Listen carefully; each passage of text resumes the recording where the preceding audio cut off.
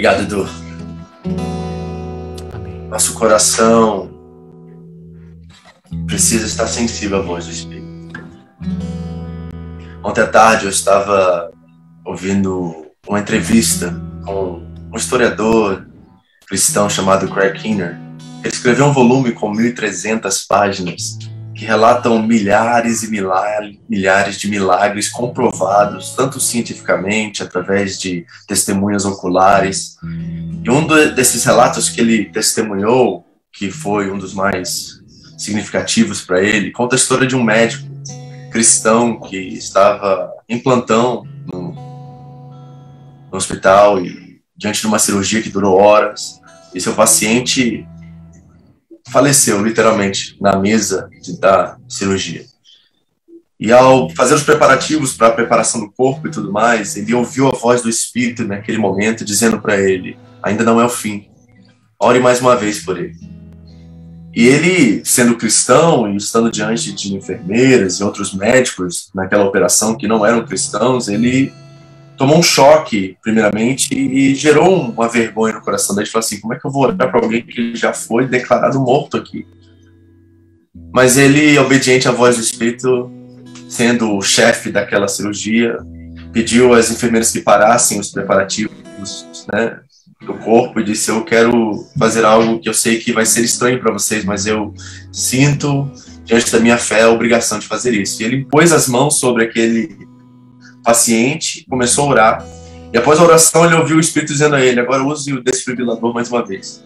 E deram um choque nele, e na hora que deram aquele choque, né, o coração começou a bater, e o coração começou a bater normalmente. Uau.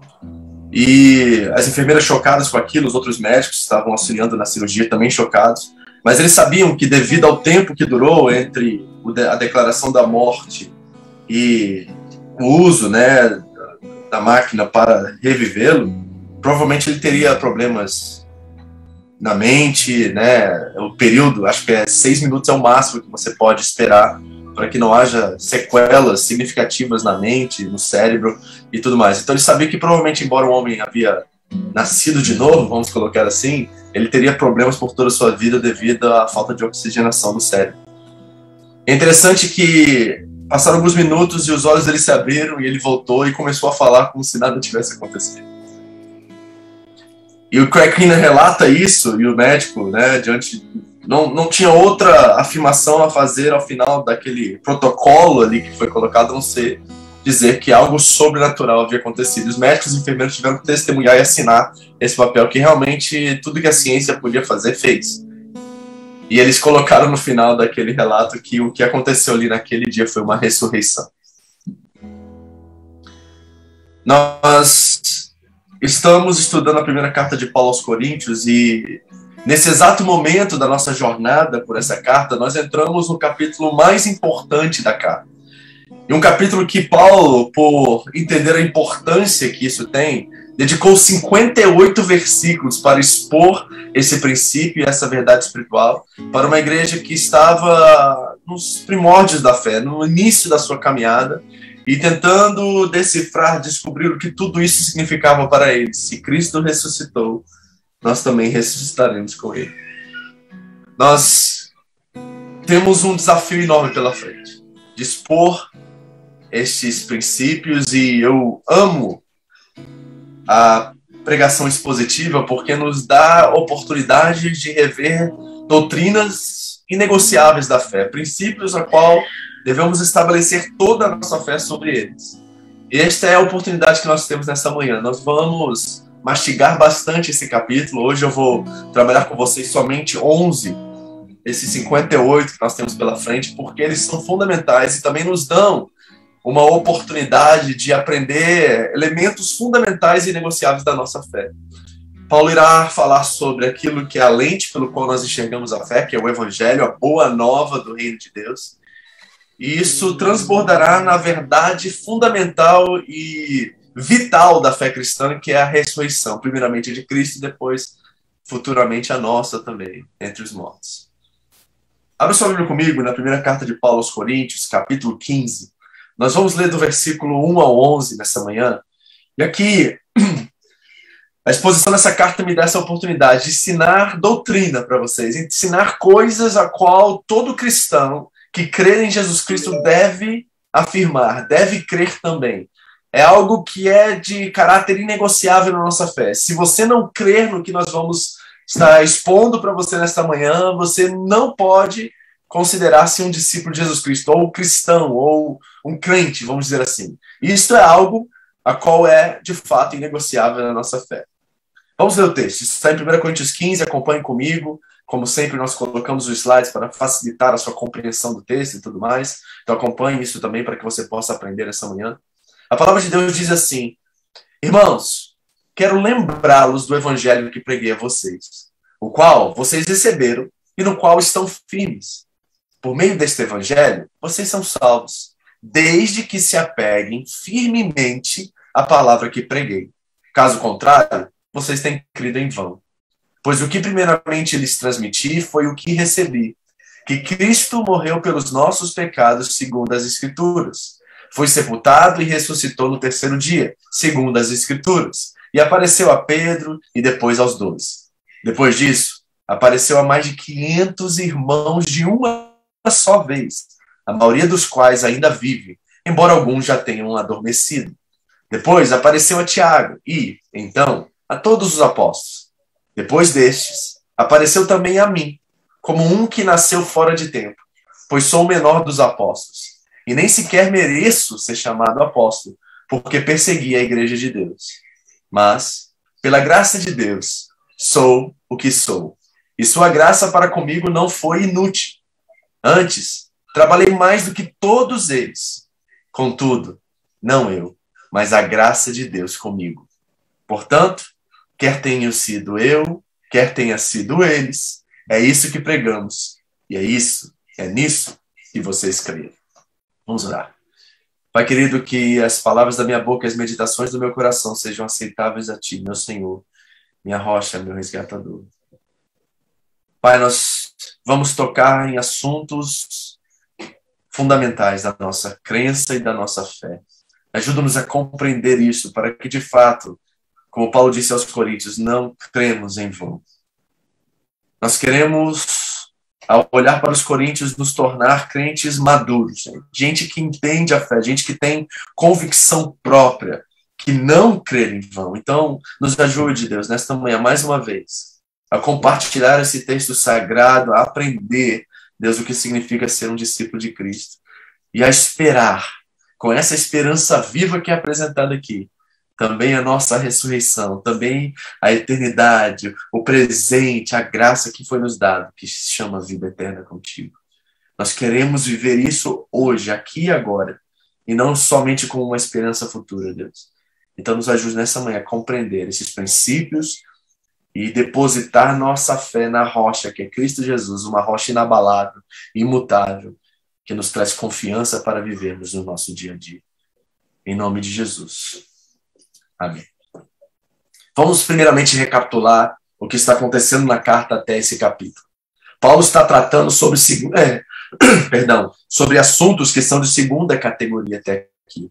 No capítulo 1 ao 4, nós vimos o problema da divisão na igreja. A igreja está dividida entre 4 partidos religiosos, políticos. Do capítulo 5 ao 6, Paulo fala sobre a disciplina na igreja. Do 7, ele fala sobre casamento, solteirice, como devemos viver nesse aspecto também muito importante da nossa fé, embora seja de segunda categoria. Do capítulo 8 ao 10, ele fala sobre a liberdade cristã. Do 11, ele fala sobre usos e costumes. Nós temos a questão da festa da fraternidade, a festa do amor, que é a Santa Ceia, e como devemos encarar essa verdade espiritual.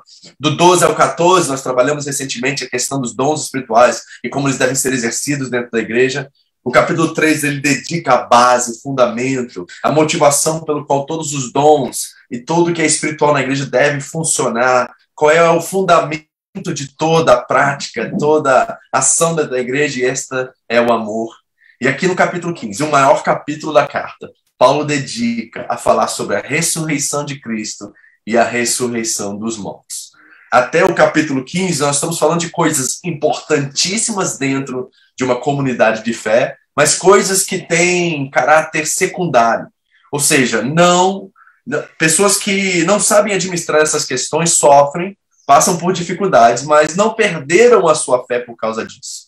Nós já lemos aqui, no início da carta, aqui do capítulo, que Paulo diz que os coríntios estão na fé. Eles não são crentes desviados. Eles são crentes na fé em Cristo Jesus, mas quanto às questões de segunda importância na fé, eles estão tendo dificuldades em administrar por causa da imaturidade deles. Isso está causando sofrimento? Sim. Isso está causando problemas sociais, o amor, que deve ser a revelação final da igreja, está sendo deturpado? Sim, isso é verdade. Isso causa muita dor e sofrimento, mas não é de primeira importância ao ponto de que Paulo considera os coríntios como desviados ou não cristãos. Não, eles são cristãos, mas estão tendo dificuldades. E essa realidade é nossa também, não é verdade, queridos? Nós não temos tudo em ordem, tudo direitinho, tudo certinho.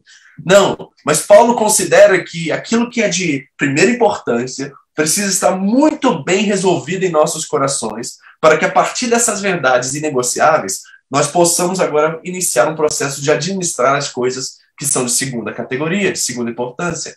Então, o capítulo ao qual nós vamos trabalhar a partir dessa semana, ele é fundamental naquilo que nós chamamos das coisas inegociáveis e principais da fé cristã. E por isso você precisa ter essa base muito bem solidificada em seu coração. Muito bem resolvida, essas verdades espirituais aqui apresentadas precisam ser questões a qual você tem a base muito bem firme, certo? A qual você pode estabelecer todas as outras coisas. Então, fizemos uma pequena recapitulação para que você entenda isso, certo? E o que está acontecendo dentro do contexto em Corinto? Por que essas questões surgem? Paulo está respondendo várias perguntas acerca da ressurreição no capítulo 15. Primeiro, porque ali em Corinto, alguns irmãos dentro da igreja estavam negando a ressurreição dentre os mortos. Olha o que Paulo disse no versículo 12. Olha, se está sendo pregado que Cristo ressuscitou dentre os mortos, como alguns de vocês estão dizendo que não existe ressurreição dos mortos? Então, alguns dentro da igreja estão negando essa questão. E Paulo entende que isso é uma questão de primeira importância e ele precisa realmente trabalhar e investir o maior tempo da sua carta a realmente resolver essa questão da ressurreição em Corinto. A segunda questão que está acontecendo é que muitos, eu creio que a maioria, está em dúvida de como seria essa tal de ressurreição. Olha o que ele diz no versículo 35. Mas alguém pode perguntar, como ressuscitam os mortos? Com que espécie de corpo virão? E essa é uma pergunta que eu, como pastor, preciso responder também de vez em quando, porque as pessoas têm questões e dúvidas acerca de como será a vida após a morte. Essa questão da ressurreição da vida com Deus na eternidade, que tipo de corpo nós teremos? Eram perguntas que estavam surgindo ali em Corinto. E para entender por que essas perguntas estavam surgindo no seio da igreja, nós precisamos entender o contexto daquela época e as seitas e os grupos que existiam que tentavam de alguma forma infiltrar na igreja e trazer um tipo de penetração, uma infiltração ruim na base e nas coisas que são importantes, de primeira importância na fé cristã. Por exemplo, nós temos os saduceus. Vocês conhecem essa seita judaica do tempo de Jesus? E essa seita era a elite do judaísmo, eram os ricos, pessoas de bens, pessoas muito prósperas. E eles não acreditavam em anjos, não acreditavam em espírito ou nada transcendental, e não acreditavam na ressurreição dos mortos. Para ele, a vida era isso aqui, ponto final. Os saduceus eram a elite, né, da classe judaica da época de Jesus. E provavelmente alguns saduceus, ao ouvirem o evangelho, se converteram, né, e estão agora na igreja e continuam com essas questões muito vivas dentro deles. E estão, de certa forma, influenciando o restante da igreja. Tem também os gnósticos, que são gregos que se converteram, e eles ensinavam que a matéria é pecado, é ruim, é suja, e o espírito que realmente conta. Essa era a questão do gnosticismo naquela época. E para eles, Deus é espírito e jamais ressuscitaria matéria, corpo. E esses dos gregos que talvez se converteram estão, ainda com isso muito vivo dentro deles, estão influenciando também a igreja. E tem também os irmãos extremamente naturais, ou seja, carnais. Paulo disse no capítulo 4 assim, ó, vocês já têm tudo o que querem? Já se tornaram ricos? Chegaram a ser reis e sem nós? Ou seja, tem uma classe de cristãos ali em Corinto que eles têm a cabeça só nas coisas deste mundo. E eles não creem nada após a morte, querem usufruir de tudo que é possível nesse momento. Nós chamamos isso de hedonismo, é quando o prazer é o carro-chefe da vida de alguém. Tudo que eles pensam envolve prazer e benefício próprio. E essas três categorias de crentes imaturos estão provavelmente presentes em Coríntios, e isso está gerando problemas, e principalmente influência na igreja. Quer ver um contexto que é tirado muito de contexto, que está aqui no capítulo 15? Quem conhece esse texto assim, ó? As más companhias corrompem os bons costumes. Conhece esse texto? 1 Coríntios 15, 33. Agora, quando nós entendemos o contexto, nós estamos vendo que por causa da dúvida acerca da ressurreição, alguns influentes dentro da igreja estão corrompendo os bons costumes. Quais são os bons costumes, Paulo? A questão das coisas principais e básicas da fé. Os fundamentos que estão sendo corrompidos por causa dos más costumes. Ou seja, pessoas que pensam diferente daquilo que Paulo pregou, daquilo que o Evangelho nos diz. É dentro desse contexto que esse versículo é aplicado. Então, nós temos uma questão de tensão social, espiritual, dentro da igreja em Corinto, e Paulo agora irá trazer um tratado acerca do que é a ressurreição, para que estes que estão em dúvida, estes que negam, possam ter uma metanoia, vamos usar essa palavra, mudança de mente, e começarem a crer nas coisas que são fundamentais e inegociáveis na fé cristã. Prontos para isso? Se você é um desses, que tem dúvidas acerca da ressurreição, da vida após a morte, certo? Daquilo o que o nosso corpo será após esse momento. Se você chegou no capítulo para que essas perguntas sejam respondidas. Então, aperte o cinto, fique conosco que nós vamos agora trabalhar isso de forma muito cautelosa e com muito devagar, tá, gente? Isso eu quero dizer. Porque tem muita coisa boa para a gente aprender, mastigar aqui e sair daqui, sabe, edificado, sair daqui com a nossa convicção de fé ainda mais firme, crendo no Senhor Jesus, ainda em tempos como esses de caos, de perplexidade. Se nós estivermos firmes na ressurreição e crendo que Cristo já conquistou tudo que ele tinha que conquistar para nós, nós vamos encarar cada uma dessas questões de uma forma completamente diferente. Esse é o meu desejo, minha oração por todos vocês, em nome de Jesus. Amém? Vamos ao texto? Paulo começa com 6 verdades aqui que são fundamentais em entender esses princípios espirituais. Ele diz assim no versículo 1 e 2. Irmãos, quero lembrar-lhes. A lembrança, ela é fundamental no cristianismo. Na verdade, o cristianismo é um constante exercício de recordação e lembrança. Por que fazemos planos anuais de Bíblia, leitura bíblica? Porque queremos retornar e relembrar o tempo todo aquilo que já foi feito por nós em Cristo Jesus. O exercício do cristão é sempre relembrar, é sempre recordar. Foi isso que Deus disse através de Moisés, em Deuteronômio capítulo 6, que os pais deveriam inculcar na cabeça dos filhos a palavra de Deus. Então nós temos esse exercício constante de lembrança. O evangelho, ele é simples, ele é imutável nas coisas fundamentais que ele crê e diz, e ele não requer sofisticação alguma. Tanto é que uma criança pode entender o que Cristo fez por ela, e como ele morreu pelos pecados dela, e como ele ressuscitou no 3º dia, ele foi sepultado e morto por causa dela. E são coisas simples, que não requerem, não pedem muita sofisticação. E o que nós precisamos fazer sempre, todos os dias, é um exercício de lembrança, de colocar as lentes do evangelho o tempo todo e nos lembrar do que Cristo fez por nós. Então, Paulo diz em primeira mão, como primeira verdade espiritual, que eles precisam fazer constantemente um exercício de lembrança. Quero lembrar-lhes do evangelho que lhe preguei. E ele diz, ao qual vocês receberam. Ou seja, embora os coríntios fossem imaturos, e eles eram de fato, eles haviam recebido a mensagem de coração, embora não sabiam administrar naquele momento. Então eles receberam. Nós estamos falando de gente de coração aberto para receber a mensagem, embora eram crianças na fé e precisavam de um pai para liderar, para disciplinar, para ajudá-los. Então eles receberam também o evangelho. E não só receberam, mas estão firmes. Não é uma surpresa para você, diante de tudo que nós já estudamos aqui na carta aos Coríntios, de que os coríntios estavam firmes. Firmes nessa verdade central, porque as questões tratadas por Paulo, como eu já disse, eram de questões de segunda importância. Mas agora surge algo que é inegociável. E como pai espiritual da igreja, Paulo quer que eles permaneçam firmes. Então nós temos princípios de lembrança. Todos os dias você precisa pregar o evangelho para si mesmo. Nós temos a questão de ter um coração que recebe, certo? A palavra de Deus é clara em dizer que se nós cremos com o nosso coração e confessarmos com a nossa boca, seremos salvos. E tem a firmeza que é diante desse exercício constante de permanecermos nessas verdades sem negociar a nossa fé. Então, quero lembrar-vos do evangelho que lhe preguei, ao qual vocês receberam e no qual estão firmes. Aí ele diz, e por meio deste evangelho, ou seja, a boa nova, a salvação vem através da boa nova de Cristo. A pregação do evangelho é o único meio pelo qual nós somos salvos. Não tem outra coisa, por melhor que seja, que substitui a pregação do evangelho. O evangelho é central, gente, é a boa nova de Cristo. E nisto nós permanecemos firmes, e nisto, Paulo diz, nós somos salvos. Por meio deste evangelho, vocês são salvos. E ele coloca um condicional. E o condicional é muito importante aqui, porque ele diz, desde que se apeguem firmemente à palavra que lhes preguei. Quando o evangelho é a lente pelo qual nós vivemos, isso se revela pelos nossos frutos. Então, o salvo, aquele que realmente teve um encontro com Cristo, ele vive a essência dessa verdade dia após dia. Ou seja, se o evangelho chegou pela graça, ele é a graça encarnada para todos aqueles a qual ele convive.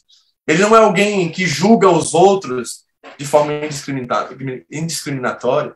Ele não é alguém que assume a cadeira de juiz, mas é alguém que entendeu que se pela graça ele foi salvo, pela graça também ele deve conviver e viver com as outras pessoas.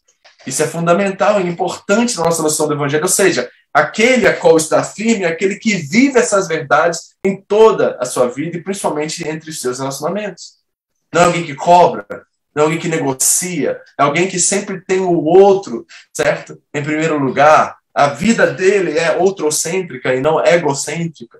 Tem uma condição de se apegar firme a essa verdade. Então nós somos salvos pela mensagem do evangelho simples, que não requer nenhuma sofisticação.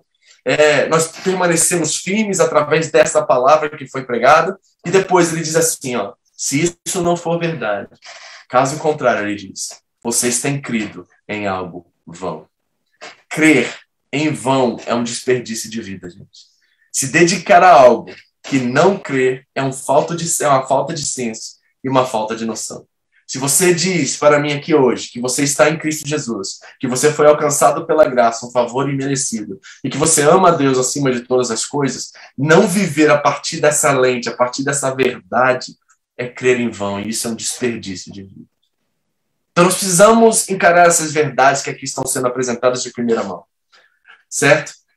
Um exercício de lembrança constante. Um coração aberto e receptivo a toda a verdade que vem da palavra de Deus. Mantermos firmes e nos apegarmos a essa firmeza pela palavra que nos foi pregada, pelo evangelho simples, que não requer muita sofisticação, mas a qual nós cremos e vivemos nossa vida. Porque se não tomarmos essa postura de uma entrega completa e total, nós estamos crendo em vão e nós estamos simplesmente perdendo tempo com as escolhas e as opções que nós fazemos dentro de um âmbito religioso. É muito forte o que Paulo está dizendo aqui. E ele crê que os coríntios permanecerão firmes nessa verdade, assim como eu creio que vocês também permanecerão. E aqui nós encontramos, a partir dessas verdades que foram anunciadas, 4 princípios fundamentais e inegociáveis da fé. Paulo vai dizer basicamente isso aqui. Olha, primeiro, pois o que primeiro lhes transmiti foi o que recebi. Primeira coisa, Paulo não está inventando algo novo. Não é uma nova religião que Paulo assume aqui. Não, ele recebeu e transmitiu o que ele havia recebido. Da onde, pastor? Bom, nós sabemos que ele teve um encontro com Jesus em Atos 9, a qual Jesus lhe mostrou tudo o que ele precisava e ele ali se tornou o apóstolo para os gentios. Ali a boa nova do evangelho, e ele teve um encontro literal, público, verdadeiro com Cristo, e ali tudo lhe foi ensinado.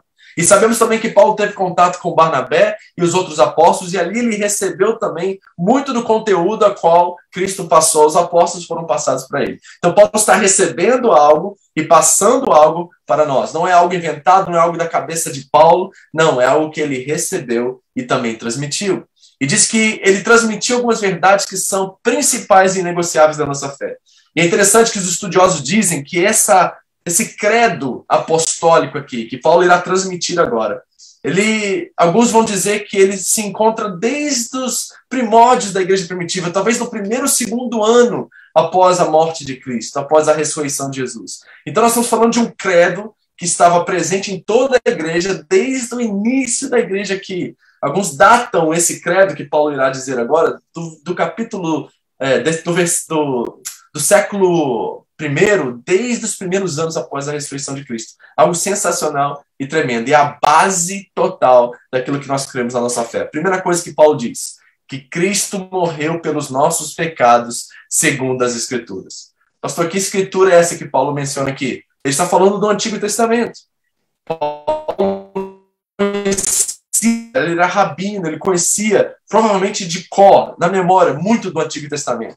E quando Cristo foi anunciado a ele, as coisas começaram a clicar para Paulo, porque ali estava de fato o Messias, qual ele encontrou no Antigo Testamento e que não havia sido revelado para ele ainda até aquele momento no caminho de Damasco. E Paulo diz que eu recebi primeiro, e a primeira coisa que eu quero transmitir a você é que Cristo morreu pelos nossos pecados, segundo o Antigo Testamento. E onde que está isso, pastor? Bom, um dos textos mais importantes, talvez, do Antigo Testamento, que revelam quem o Messias é e como ele morreria por nós, está em Isaías 53, dos versículos 4 a 5. E Paulo provavelmente teve isso em mente quando escrevia e recebia essa mensagem. Diz lá em Isaías 53, certamente ele tomou sobre si as nossas enfermidades e sobre si levou as nossas doenças. Contudo, nós o consideramos castigado por Deus atingido e afligido. Agora preste atenção. Mas ele foi transpassado por causa das nossas transgressões. Foi esmagado por causa das nossas iniquidades. O castigo que nos traz a paz estava sobre ele, e pelas suas feridas fomos curados. Cristo morreu pelos nossos pecados, de acordo com as Escrituras. Está claro aqui em Isaías 53 que o Messias haveria de sofrer, ser transpassado por causa do... Então a primeira coisa que é fundamental na nossa fé e nós não podemos negociar é que Cristo morreu pelos nossos pecados. Irmão, irmã, se você está aqui agora, se você está em Cristo Jesus, é porque ele sofreu e morreu por você. E morreu por cada um desses pecados, do passado, do presente e até do futuro que você irá cometer. E isso nos traz um senso de gratidão, e um amor flui dessa gratidão, a qual nós não conseguimos mais viver de qualquer jeito.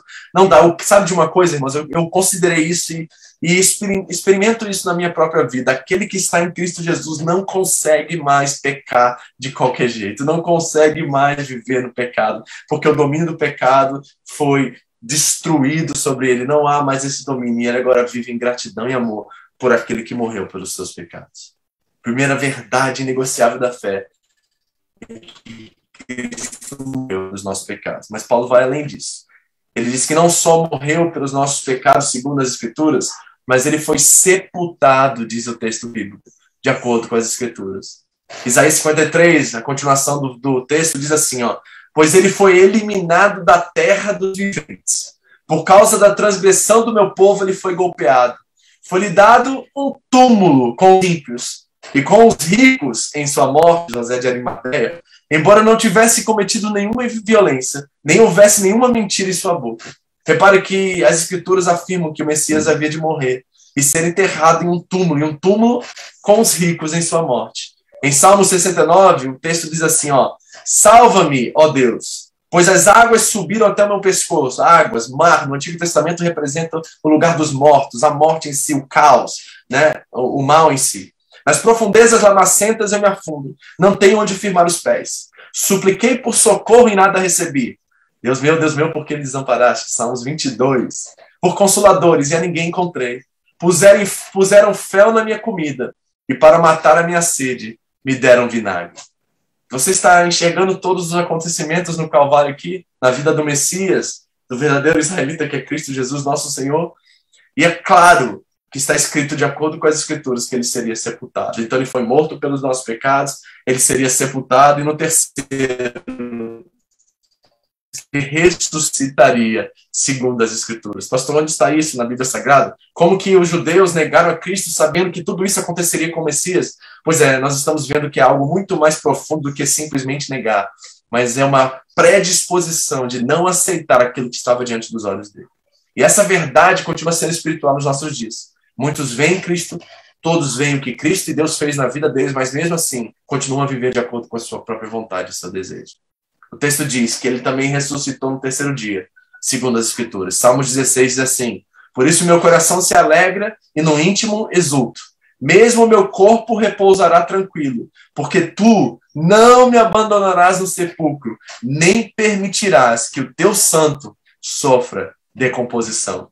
Foi Davi que escreveu esse salmo. Então é impossível que Davi estava escrevendo acerca de si mesmo, porque o corpo de Davi sofreu a decomposição. Ele estava profetizando acerca de Cristo, acerca do Messias. E aqui nós vemos claramente nas Escrituras que o Messias havia de morrer, ser sepultado e no terceiro dia não permitiria que o seu santo sofresse e o seu corpo sofresse decomposição. Isaías 53, o mesmo texto que nós temos lido, diz: depois do sofrimento da sua alma, ele verá a luz e ficará satisfeito. Pelo seu conhecimento, meu servo, justo, justificará muitos e levará a iniquidade deles. Depois do sofrimento, ele verá a luz, ressurreição. E Oséias 6,2, claro, diz assim: venham, voltemos para o Senhor. Ele nos despedaçou, mas nos trará cura. Ele nos feriu, mas sarará nossas feridas. E depois de 2 dias, ele nos dará vida novamente. E ao terceiro dia, nos restaurará, para que vivamos em sua presença.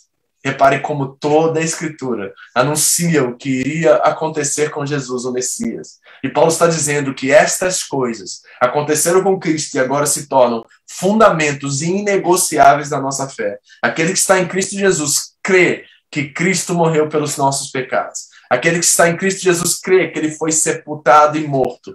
E aquele que está em Cristo Jesus crê que ele ressuscitou ao terceiro dia. São elementos fundamentais e indispensáveis na nossa fé. Ou seja, o que estamos vendo aqui é que há uma continuidade e conexão indivisível entre o Antigo Testamento e o Novo Testamento.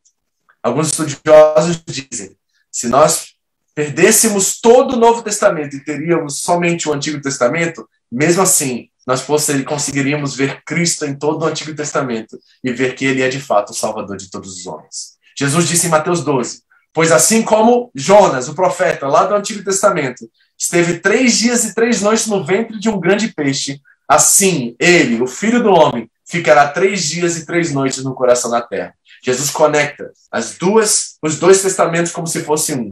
E, na verdade, o que nós vemos na Bíblia não é Antigo e Novo Testamento. É a história de Deus, a história da realidade, a história dele se manifestando e se revelando a nós através do Cristo. Há uma continuidade indivisível entre o Antigo e o Novo Testamento. Mas Paulo não termina aí. 1 Coríntios 15, de 5 a 8, ele diz: e não só ele morreu pelos nossos pecados, não só ele foi sepultado e morto, não só ele ressuscitou, mas ele foi visto por muitos. E essa é a quarta coisa inegociável da nossa fé. Diz o texto que ele apareceu a Pedro, e depois aos 12, os 4 evangelhos relatam isso. Depois ele apareceu a mais de 500 irmãos de uma só vez. Nós não sabemos de qual o texto, de onde vem essa afirmação de Paulo, né? Mas na história da igreja ele apareceu a 500 pessoas num só local. Nós vemos que a maioria deles ainda vive, ou seja, Paulo está dizendo, entre esses 500 existem irmãos que todos vocês que estão ouvindo essa mensagem podem ir até a casa deles e podem ouvir diretamente deles como testemunhas oculares de que o Cristo que morreu e foi sepultado e morreu pelos nossos pecados apareceu visivelmente, publicamente a eles. Paulo estava dando testemunhas oculares da ressurreição de Cristo àqueles que estavam lendo a carta aos Coríntios. E diz que, embora alguns deles haviam dormido, ou seja, alguns haviam morrido, haviam muitos ainda que haviam testemunhado Cristo ressurreto. E depois apareceu a Tiago, não Tiago, o discípulo, mas Tiago, o irmão de Jesus, que escreveu a carta de Tiago, que nós já estudamos como igreja aqui, e depois a todos os apóstolos, como nós vemos no Evangelho. E depois desses, ele diz, apareceu também a mim, como a um que nasceu fora de tempo. Paulo não está dizendo que ele teve uma visão, Paulo está dizendo que ele viu Cristo fisicamente, publicamente e literalmente. Ele viu Cristo. Atos 9 é o relato dessa experiência de Paulo. Paulo é a testemunha-chefe de tudo isso, porque ele era inimigo da igreja. E por isso ele diz que ele nasceu fora de tempo. Por quê? Porque ele era perseguidor da igreja. E naquela experiência, no caminho de Damasco, ele foi completamente transformado. E ali ele viu Cristo. E ele se torna a testemunha principal de tudo isso, ao ponto de dar a sua vida e se converter do judaísmo ao novo caminho, né, que ali estava se apresentando, que é essa relação com Cristo e o Messias de Israel. Paulo é a testemunha fundamental de tudo isso. E deixou 13 cartas, ou 14, do Novo Testamento relatando essa verdade e essa mudança de vida que ele experimentou. 4 coisas. Cristo morreu pelos nossos pecados. Cristo foi sepultado, morto e sepultado. 3, ele ressuscitou no terceiro dia. E 4, como testemunha, ele foi visto por muitos. Esses são princípios inegociáveis da nossa fé. E Paulo termina dizendo o seguinte: pois sou o menor dos apóstolos.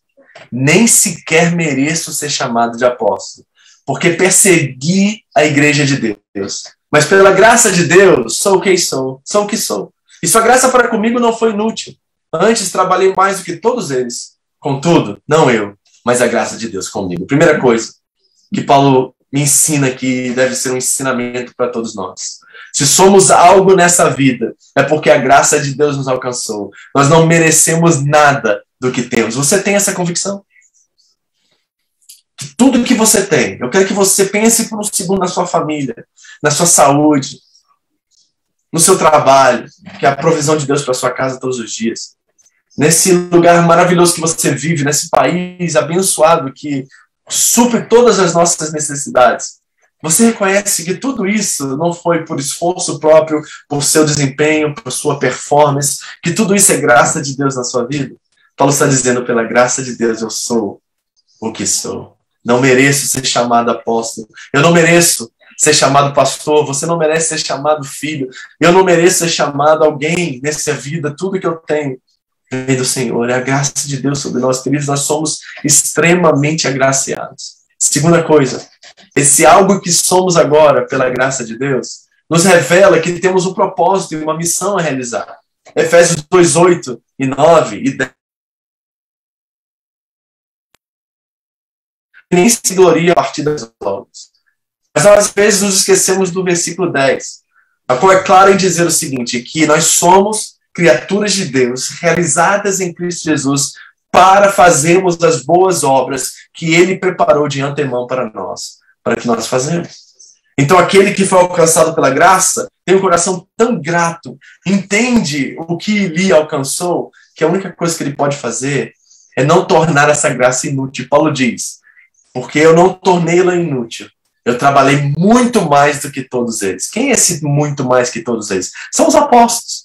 Ele está falando de Pedro, ele está falando dos outros que seguiram Jesus e andaram com ele. Paulo está dizendo, embora eu era inimigo da igreja, embora eu era imerecedor e o menor dos apóstolos, eu entendi a graça de Deus de uma forma muito maior do que eles, porque por causa dessa graça, eu trabalhei muito mais do que outros. Queridos, eu quero dizer algo a vocês aqui que é de extrema importância.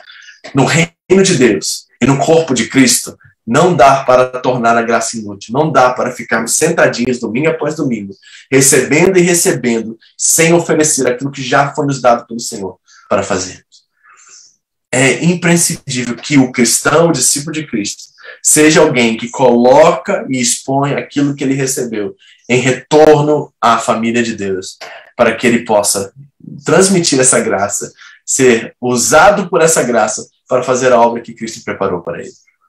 Aquele que realmente nasceu de novo, aquele que tem essas bases muito bem fundamentadas em sua vida, é alguém que quer oferecer a sua vida em retorno por aquilo que ele recebeu. Por isso que não dá para a gente ficar sentadinho esperando ordens de cima do pastor, de alguém. Não, nós somos alguém em ação, nós somos a igreja em movimento, nós estamos aqui para servir, abençoar e cuidar dos outros. Nós queremos que a graça não seja em vão, que ela não seja inútil, que ela realmente tenha, que Jesus tenha a recompensa por tudo que ele fez por nós. E terceiro, Paulo diz que, contudo, não eu, mas a graça de Deus comigo. Ao realizarmos o nosso ministério, ao realizarmos o nosso propósito e o nosso serviço, nós precisamos reconhecer que, na verdade, não somos nós que realizamos, mas Deus através de nós. Cuidado com a falsa modéstia quando nós falamos sobre servir a Deus, tá? Eu já encontrei com muitas pessoas, né, que após o culto chega e pastor, que palavra, né, e eu já vi alguns dizendo assim, não, foi Deus, não fui eu, né? Isso é falsa humildade, falsa modéstia. Não tem problema de você reconhecer a graça de Deus sobre a sua vida. Se algum irmão, alguém chegar a você e elogiar você por algo que você faz, ou pela bênção que você é, reconheça que isso foi a graça de Deus que se manifestou na sua vida. Não há nada de errado você dizer assim, muito obrigado, meu irmão. Deus é bom, não é? A graça dele está se manifestando mais uma vez sobre nós. É isso que Paulo está dizendo. Embora eu recebi toda essa revelação, embora eu sou o pai espiritual de vocês, Coríntios, tudo que eu tenho, eu recebi pela graça. E tudo que eu faço por causa da graça de Deus que me alcançou. E tudo que eu não realizo porque eu sou inteligente, porque eu tenho capacidades e talentos. Não, eu recebi de Deus isso. E agora, o meu papel é devolver a ele tudo que ele fez. O Cordeiro receberá a sua recompensa pelo sangue que ele verteu no Calvário por mim. A graça de Deus me faz servir.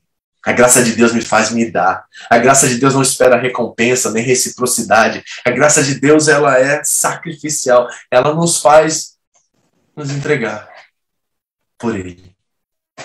Pela graça de Deus. Você é o que você é. A verdadeira humildade não consiste em pensar menos de si, mas de pensar em si menos. A verdadeira humildade não consiste em pensar menos de si. Nós chamamos isso de autocomiseração. A verdadeira humildade não consiste em pensar menos de si, mas de pensar em si menos. Vamos fechar. 1 Coríntios 15, 11. Portanto, irmãos, diante de tudo isso que vocês ouviram aqui, nesse texto profundo que só cobriu 10 a 11 versículos, Paulo diz assim, olha como é que ele é humilde, como tem um coração esse apóstolo. Quer tenha sido eu, quer tenha sido eles. Quem? Os apóstolos. Apolo, Cefas. Lembra das divisões políticas em Coríntios? Mesmo que tenha sido Apolo que pregou o evangelho a vocês, mesmo que tenha sido Pedro quando ele passou por Corinto, a caminho de outro lugar, não importa quem pregou, o importante é que seja pregado. E é nesta verdade, não em mim. Reparem a colocação de Paulo aqui, porque ela é fundamental em nossos dias, onde os cultos às personalidades estão muito destacados, certo? Paulo tem problemas em Coríntios com culto a personalidades também. Apolo, Pedro, são cultos, pessoas que descobriram seus partidos e ali estão adorando e agora elogiando esses homens. E não aquilo, o conteúdo e a mensagem que eles receberam. Então nós temos problemas nos nossos dias também de culto a personalidades.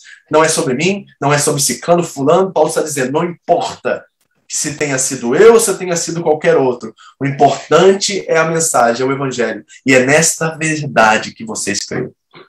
Olha o que aconteceu com Paulo em Filipenses, que eu achei sensacional. Filipenses 1 diz assim, olha, é verdade, Paulo dizendo aos filipenses, que alguns pregam Cristo por inveja e rivalidade, mas outros o fazem de boa vontade.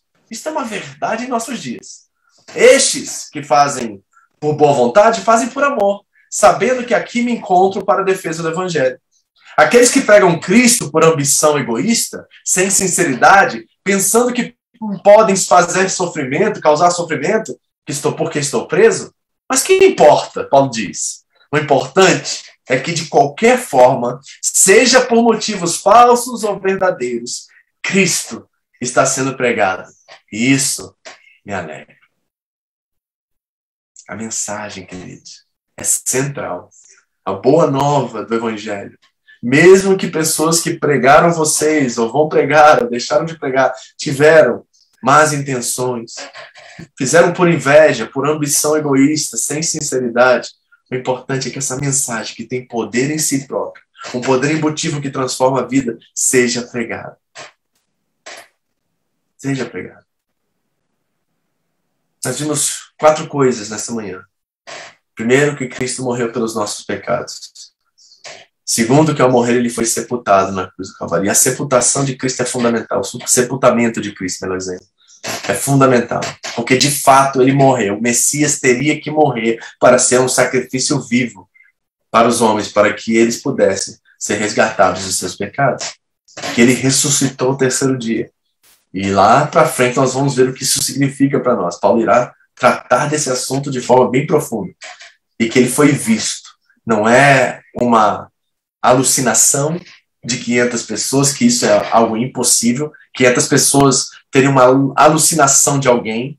Nunca na história da ciência isso foi reportado ou existe essa possibilidade. Ou seja, eles viram de fato Cristo. E Paulo está colocando a sua cabeça em jogo dizendo, e a mim, o que foi nascido fora de tempo, o pior dos apóstolos e o mais pecadores entre eles, também apareceu de forma literal e pública. Essas são as bases e verdades. E quanto a isso, Jesus disse a Tomé, aquele que não creu, porque você me viu, você creu, Tomé. Felizes são aqueles que não viram e creram. Semana que vem a gente continua a trabalhar ainda mais profundamente essas verdades. Vamos orar. Pai querido, em nome de Jesus, existem muitas coisas que ainda não temos o domínio sobre elas. Coisas da fé, coisas do nosso dia a dia, dentro dos nossos relacionamentos, dentro da nossa família, da nossa comunidade. Tem coisas que não fazemos do jeito que o Senhor gostaria que faríamos.